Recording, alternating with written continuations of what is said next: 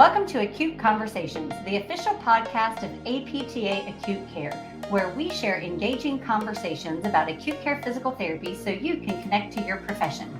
I'm Ashley. And I'm Leo. Today we chat with members of the Nominating Committee and we discuss the open leadership positions for our current elections. We also discuss the responsibilities involved for each position and why the nominating committee members are like sharks. Let's welcome our guest.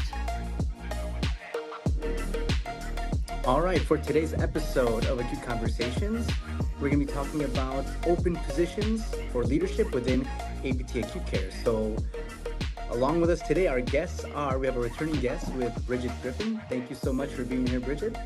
And we also have Leslie Ayers, who's also part of the nominating committee. So we have Leslie and Brigid, and of course, my co-host, Ashley. Thank you all for being here today to give the podcast to serve as a platform to just talk about the open positions. And yes, we also have Leo here, my fellow host, as the chair of the nominating committee. Give yourself some credit. All right, that's right. That's chair of the nominating committee, and we'll go into the details of what that means in the nominating committee. And I'm so glad that I have the rest of the team here to kind of talk about all of the our whole open slate. So, first position we're going to talk about is our chief delegate, and Brigid's going to give us some information regarding what that entails running for chief delegate for APTA Acute Care. Really timely too, because isn't like town hall coming up and all that good stuff? So that's awesome. Mm-hmm. Yeah. So our chief of delegate is going to be our main representative at the House of Delegates, which takes place in July every year for your main on-site portion. And then there's a few other meetings sprinkled throughout the year that you'll have to attend. So you're going to lead the Academy delegation, and your teammate is our delegate. So we have a chief delegate and a delegate here for the Academy. You're going to attend any of the annual and special meetings of the House. And there's some specific chief delegate meetings that happen every month as well that you'll participate in. You're going to present any matters of the House to the delegates as ordered to vote by the board or membership. So anything that our membership wants taken forward as, in the form of a motion, or if there's a motion that's already brought forward by another delegation or chapter or something, and it's something that we want to support as the APTA Acute Care, the chief delegate is in charge of supporting that in representation of us at the House. So time commitment kind of varies. So you have a few months where things are a little bit busier, like when House of Delegates is happening, when elections are happening in November, and then the other months you kind of have those monthly meetings. So our expectations are that you represent the best interests of the Academy. So you're there as a representative of APTA Acute Care, not as yourself. Travel to and from those meetings. You also are responsible for educating our membership on any relevant delegate proposed motions, which come through the APTA Hub, which is about to transition to something else. But you're in charge of, keeping tabs on those and seeing if there's anything that needs to be discussed within the Academy or anything that we want to offer an amendment for. You communicate with the board and the membership on these matters. And while you're serving as our chief delegate, you cannot serve as a delegate for another chapter or assembly. That would kind of mess up all the voting that happens in the House of Delegates. I also remember I was a delegate for my state chapter. And I remember when I came on as a new delegate, I was very much dependent on the chief delegate to kind of orient me to what's going on and what do I need to do. So do you think it's probably a good idea that the chief delegate probably has some prior experience as a delegate?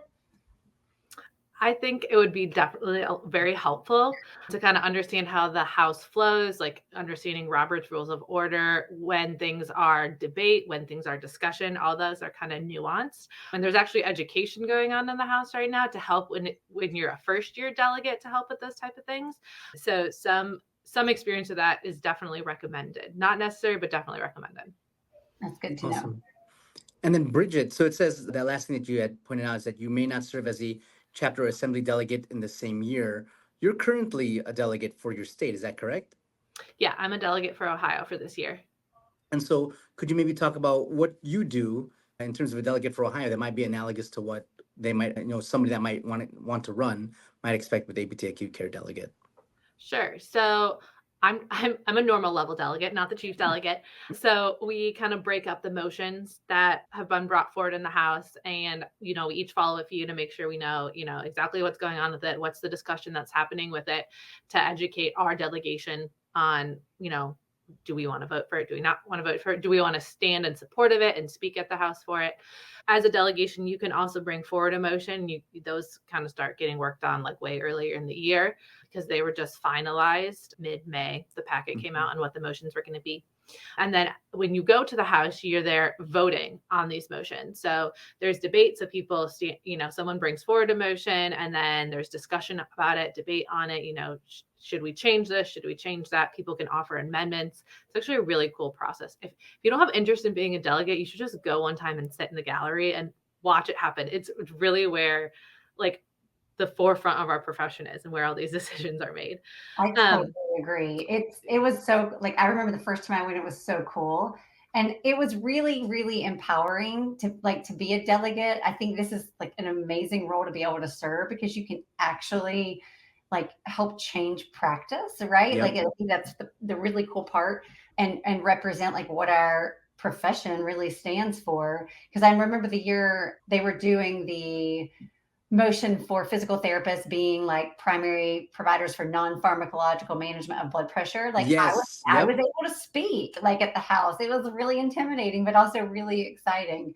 So I think this is just a really cool way to be like involved and really be able to change practice, which is kind of cool. And that was so funny, actually. I was thinking about that. Like, I remember there was a motion that was put through House of Delegates about our role in the non-pharmacological management and us being, also part of the being cardiopulmonary specialists, how much of an influence, how cool that is that, again, you are able to enact some of these big changes for our profession. And they also get to vote on the APTA executive committee on the elections for APTA, which I thought was really cool. You're voting like who's the president of APTA, who's the vice president, who's the secretary, like who are all the directors. So it's really nice to be able to represent your academy in that way as well. Like who do we think would make the best president to represent like our values as an academy? That's true. That's true. Awesome. Brigid, thank you. Thank you for the information regarding Chief Delegate. Ashley, can you give us some information? I think the next position that is open for the slate is also secretary. Could you talk a little bit about that position? Yeah. I mean, I've never been secretary of APTA Acute Care, but I have been secretary in other ways. But the secretary is actually an executive committee member. So along with just having a role, you would also have a role in the executive committee, which, I think requires a little bit more time commitment because you're going to these executive committee meetings and you're collaborating with the president, the vice president, the treasurer, those other members of the executive office. The main role is, there is an administrative role in that you want to make sure you have meeting minutes recorded, reviewed, and distributed. You also review monthly reports, finances, advocate for PTA and PT members of the academy. And the other cool thing is you serve as a liaison between the board and the subcommittees, the SIG work groups, and the focus groups. So this role has a little bit more of a time commitment probably than the chief delegate, just because of those extra meetings that go along with being on the executive office. So they say about 3 hours a week. And then I think ideally you want somebody who understands the vision of the academy. You would like somebody who's probably organized and takes good notes since you're taking meeting minutes. Somebody who has like fiscal responsibility and just somebody who's, a good steward of meeting the needs of the academy in general. So I think this is a really cool opportunity to be a member of the executive office. If you're somebody who's really interested in learning more about maybe what's involved in being an executive committee member, but maybe not like ready to be like a president or a vice president yet. It's kind of a good opportunity just to kind of, again, just being able to be in the room to be able to hear some of these discussions and some of these big topics. That's awesome. Definitely. Cool. I'm going to talk really quick about the PTA member at large. Some information about the PTA member at large is you are a voting member of the board of directors. Responsibilities are going to include being a liaison for PTAs to our academy for APTA Acute Care and the PTA caucus. Now, the time commitment is going to be about 1 to 2 hours per month on average. And the expectations would be to provide input from a PTA perspective. So again, we had talked about the role of the chief delegate, secretary. Any of these motions that might be put forward, it would also be through the lens of how would this motion being put forward, how would this affect PTAs? So there's PTs, but then how would this also affect PTAs, and how would this motion have any effect from that standpoint. Same thing for education as well. For the different education points, how might this affect and how might this be beneficial to our PTA population that is part of APTA acute care? Skill set, we're looking for people that have good communication skills, advocacy skills, especially for the PTAs that are out there, has some acute care experience, and like all PTAs that I've worked with, being a good team player, being able to work with the whole team and being able to collaborate. So definitely looking for somebody to be a PTA member at large, or that PTAs have a voice also within our academy. And I think, if I remember correctly, isn't that there's some larger structural changes happening within APTA too that's gonna that the PTA can have a huge impact in. So I don't Absolutely. remember the details of it, but I do know it's an exciting time right now to be representing PTAs. And again, to be able to be in this leadership position, to be whatever happens with the whole profession in terms of APTA, how that can kind of also trickle down to what we do to our specific academy and implement some of those changes. Yeah, absolutely. Awesome. Next up, we have Leslie. Leslie's, you're going to talk about, was it the education chair position? All right. So, yes, I'm going to talk about education chair. And as I was listening to all of y'all go, I love the variety of um, opportunities that are available as I'm thinking about what do you do as a delegate versus a PTA at large versus, secretary. So, lots of different skill sets and things available. So, that's great. So, let me jump in for the education chair. This is also a voting member of the board of directors. And the education chair responsibilities are to oversee different areas of the of education that the academy offers. So that could be things like our online offerings, resources and tools, and getting those out to the academy, conferences, helping with that. And this chair, the education chair, has the opportunity to partner with the vice president to kind of plan what education things are available. So it's a cool opportunity to work with some different people on the board. The time commitment's really kind of dependent on the project and what's going on, so it may vary depending on the time of year or what things are coming up. Typically, we say it's about 30 minutes to an hour a week on average for the education chair. And in the education chair, one of the things that expectations that we're thinking about is to really be able to complement those educational outreaches to meet the needs of members. So I really see this as a cool position, for someone who has that desire to learn and to, see what's out there in the academy and support the needs of acute care. We know that, as with all of the academies, acute care serves a unique group of people and a group of PTs who are excited to, practice in that setting. And so really thinking about what could be good education for those folks. Participate in educational courses and conferences, support presenters of educational outreaches, and assure that the products meet the threshold that supports the academy's brand. So really taking a good look at the academy's education and how we can support and meet the needs of the PTs in the academy. So as we talked about different skill sets and opportunities, we're thinking about someone who's organized, is good at communication, outreach, can work with different team members, that innovative piece of coming up with what kind of education are we looking for, and an awareness of the technology and be able to reach out to members. So this is it almost sounds like we can be like have those social skills and innovation and some of those fun things. So I think this could be something cool to kind of start to think about if you're getting in or looking for a role within the academy that you may not have served on before. So there's a role too that they play in, with the conferences and also some of the webinars. We offer a lot of webinars through APTA Acute Care, and so part of that role would be helping out decide like what are going to be the salient education points that we want to offer for our academy. And I think with all these roles, they're really good roles to be able to serve the academy and the members of the academy. That's the way I looked Absolutely. at it, which is a good segue towards NomCom. And since I've got the NomCom committee with me today, let me just pre-frame it first by like if I went back maybe 10 years ago as a clinician, and then at that time I had already been practicing for a couple years, I never would have imagined myself being in a leadership position with APTA acute care. Some people like to start off a little bit more local. Like Brigid, you had said like you're doing something more like statewide, and actually you've served in more like local leadership positions. But I was even scared about doing that. And somehow it was actually, I forget who, I think it was Kim Lavenhagen that had brought up the idea of me running for nominating committee. So Dr. Liebenhagen down over in St. Louis. Thank you so much for giving me this opportunity. Fast forward now, nominating committee has been a great adventure. It's been a great opportunity. And so when you run for nominating committee, you're not only a member, you also, within 3 years, it's a 3-year appointment. By that third year, you'd be in the chair position. So you'd be leading from the part of what we're doing from the nominating committee is just trying to find other people that throw out APTA Acute Care that might want to take a leadership position and trying to find what skills and talents that certain people have. And you know what? I met you at this conference. I think you do really well as PTA member at large, or I think you'd serve really well as secretaries is something that you're interested in. So you're kind of like, yeah, your social skills have to be pretty good, and you'd be You're able a to interact, salesman. right? That's right.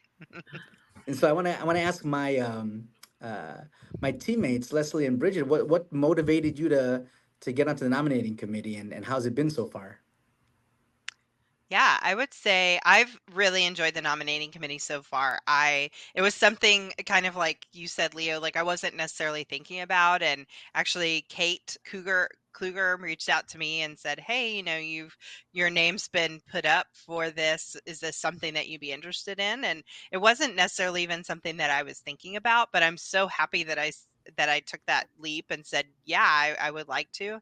I think this is the best one because you get that 3-year appointment and you have Mm-hmm. the opportunity to like learn and then build those skills as you come through. So just being on nomcom for I guess like about a year and a half, almost 2 years now, the ability to be able to meet different people, to attend different events, kind of in this position and get to know folks and also learn about the job and know what I'm going to do. Like none of these other positions you get, 3 years to build into it. So this is great. Like I love it. So I'm happy to be here and I've really enjoyed it. You get to see the inner workings of the academy without kind of from the outside looking in and get an idea of what everybody's doing without necessarily having to jump in full-fledged.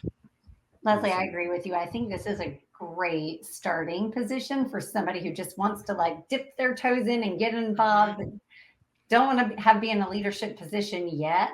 And it's also like if you're like, it doesn't matter how inexperienced you are, Right. right? Because it's a great way also to like make connections and network because you're trying to pull other people in. So I think it gives you a great opportunity to meet a lot of new people in the academy too. Mm-hmm. Mm-hmm. Absolutely. That was actually definitely my motivation for running for the position. So Leo pinged me for it. And the first time I was like, no, I don't really know a lot of people in the academy. Like most of my like networking and like colleagues and stuff has been in the pediatrics academy because I'm pediatric acute care. But I really wanted to get involved in the acute care academy. So after the second email, I was like, you're right. This is my in to like network with people and meet people and, start volunteering in a role. So I can be more of a part of this academy. So I think it's been wonderful so far. I think it's a blast. The time commitment too is very manageable. I'm on maternity leave right now and I've still been able to manage it easily. And you do get to meet a lot of people and reach out to a lot of people. So I think just like you said, Ashley, it is a perfect like starting point into the academy. I remember when Kim nominated me, I'm like, Kim, what does that mean? What does NomCom mean? What do they even do?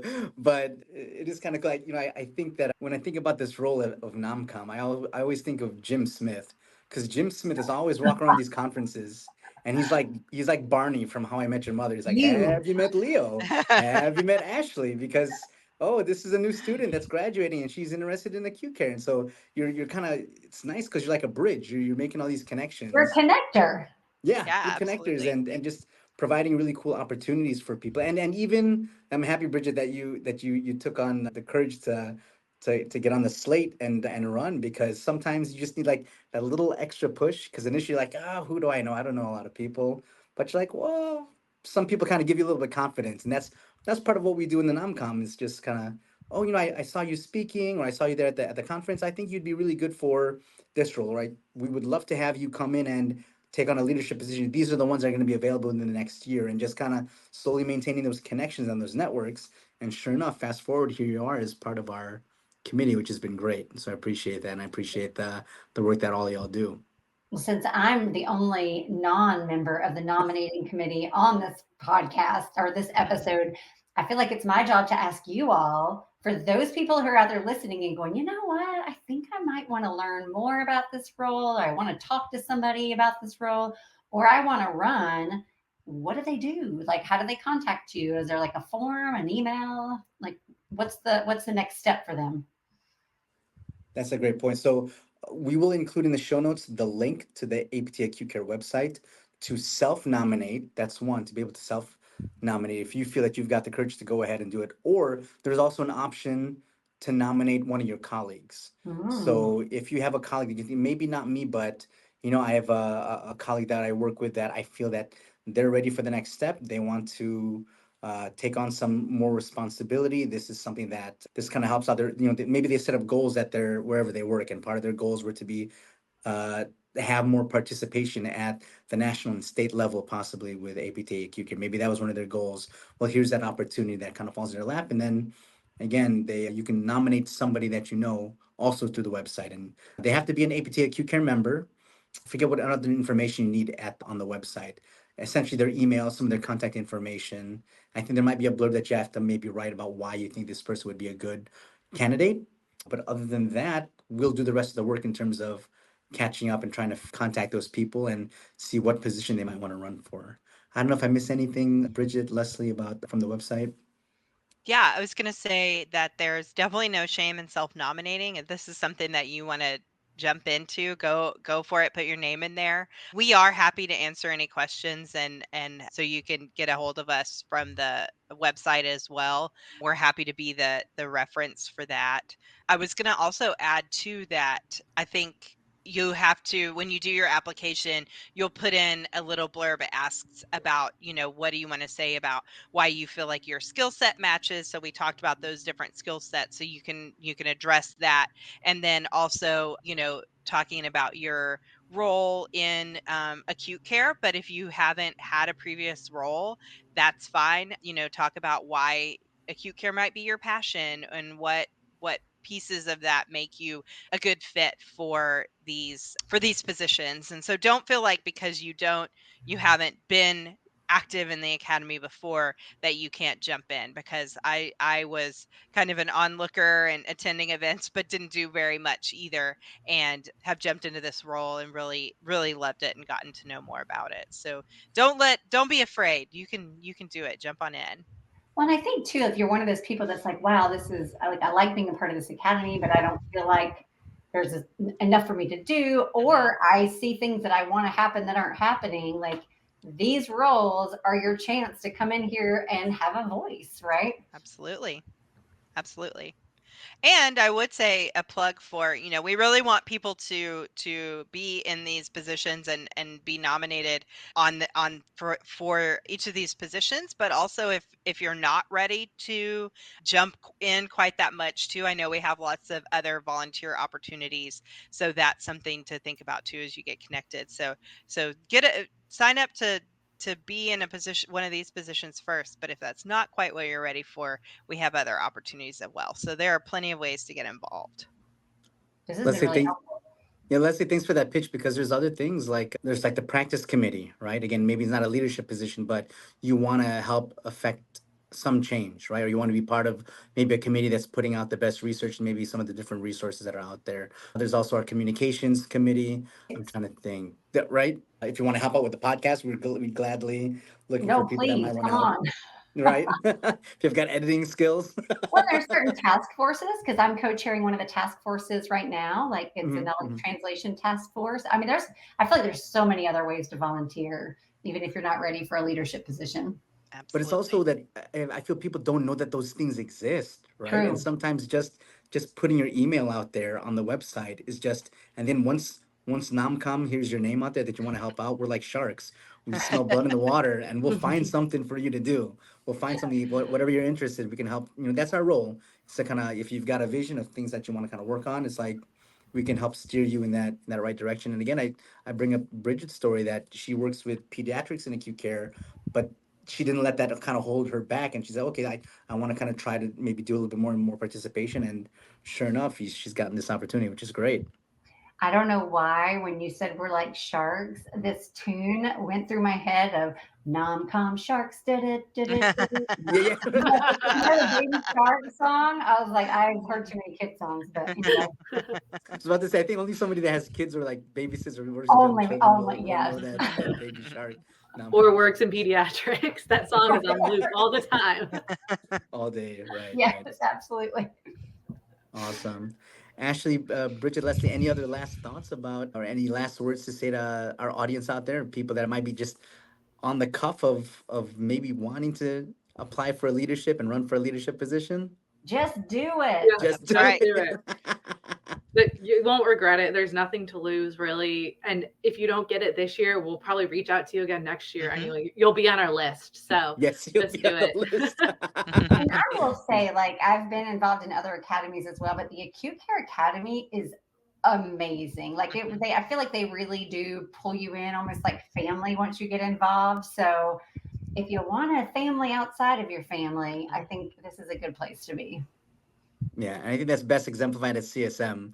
That's cool too, is because as part of the leadership committee, you'll be representing that, whether it's NomCom or chief delegate, you'll be representing at CSM. So you'll be there at CSM and you'll be able to. It's just more opportunities to network and to meet other people. And again, I feel that dinner that we usually have at with our keynote speaker for APTA Acute Care. It's always a great time seeing people from across the nation that we've worked in. It might be somebody I've only seen via some of the education sessions. I've only seen them online. And I get to see them live and in person. So it's a great opportunity, especially again, like you said, Ashley, about meeting people. It's kind of like a second family, which is great. Well, I feel honored to have been able to hang out with all of your nominating committee today. Awesome. Yeah, thanks for Very having cool. us on the podcast. Awesome. Glad Richard, you Leslie, Ashley, thank you all. Bye. Thank you. We would like to thank Leslie and Brigid for joining us on the podcast. Acute Conversations is the official podcast of APTA Acute Care. It is hosted by Leora Gillis and Ashley Wool, executive produced by Katie Brito and Edward Bass, music by Alexi Action from Pixabay. For more information about APTA Acute Care, including our 2025 election, be sure to check out our show notes for links and resources from the Academy. If you found value from our podcast, please be sure to subscribe, follow, and share with your friends and colleagues. Join us next time for a conversation with another engaging acute care guest. Thank you for listening, and may your shoes and scrubs stay clean today. Where we share engaging conversations about, oh my Lord. Leo, I can't do it today. And It's God, okay. conversations. Okay.